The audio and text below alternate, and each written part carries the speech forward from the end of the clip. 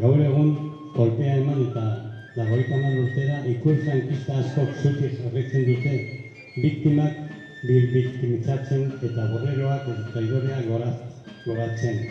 Denak kendu behar dira, salbuespenik gabe. Beste behin eskatzen dugu Iruñeko udalak erorien monumentua eraistea. Giza eskubideen eta biktimen duintasunaren errespetuagatik. Ezin da biktima gehiago irainduko dituen memoria museo bihurtu.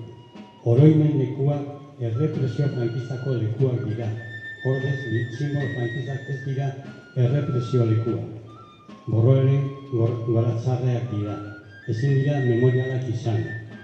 Uztailak 18 frankismoa errepresionatutako pertsonak oroitzeko eta omentzeko eguna da, eta memoria aldarrikatzeko eguna. Biktimei egingo zaien omenaldirik onena Los Caídos eraispena izango da. Los Caídos eraitzi dezagun.